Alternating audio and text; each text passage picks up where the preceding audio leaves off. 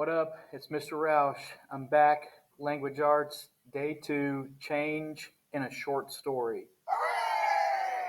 Let's dive in. All right, today we will use questioning as a strategy to help me better understand theme so that we can determine themes of a text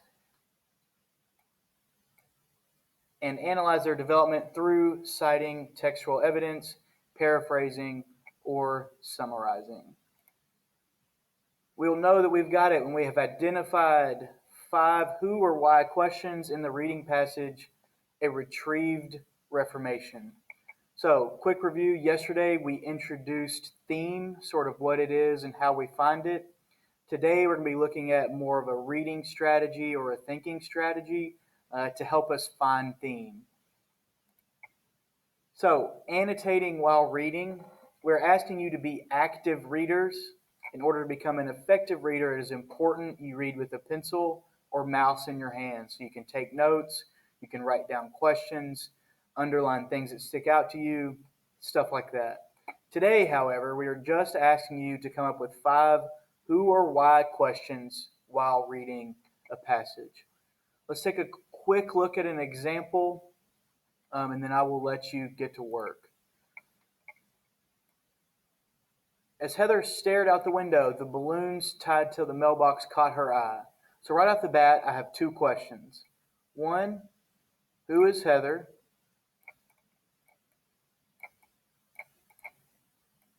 And why does she have balloons tied to her mailbox? So without even reading much into the story at all, my interest is already piqued just based off the first sentence.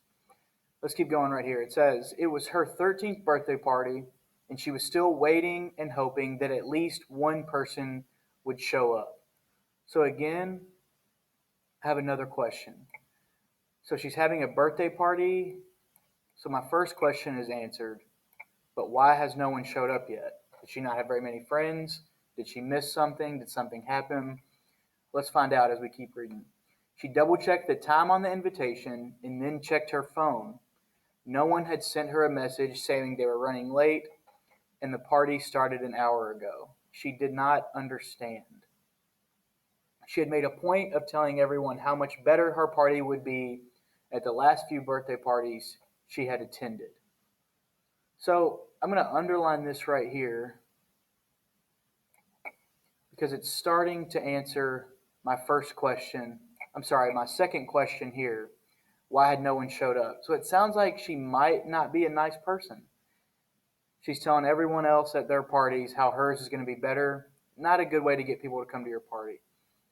Let's keep going right here. It says she pointed out that Alice's cake was homemade and that hers would be from a bakery. At Drew's house, she told everyone that her television was way bigger, which would make it easier for everyone to watch it. So after those 2 sentences, I do want to just highlight Alice here and Drew here. And my question is, are they her friends? Or maybe they were friends at the time. And why aren't they there now? So I'm just going to ask a question there. So you can see I've got a couple who questions, a couple why questions. I'm looking for one more to get to 5. She had even passed out the invitations in front of her entire class, but hadn't invited everyone so that her guests would know how exclusive her party was. Which leaves me with another question, and also just confused. I think I'm confused that she's confused. She doesn't treat her friends very well, and now she's confused, or as it will see in the last sentence, she's flummoxed as to why no one had shown up yet. Flummoxed is a word that we might not hear very often, so I'm just going to underline it, make sure I know to look that up later if I need to.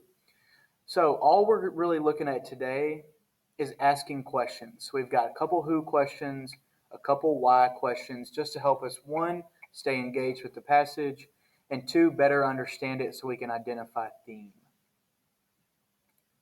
So for today, pages 17 to 21 in Edmentum, Be sure to use the notebook tool to write down your 5 who or why questions, and it looks something like this.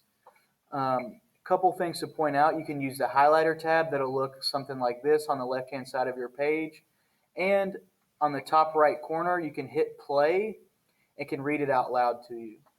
We will be checking back periodically to make sure we're all on task, but please feel free to virtually raise your hand and we can get to you a little bit quicker.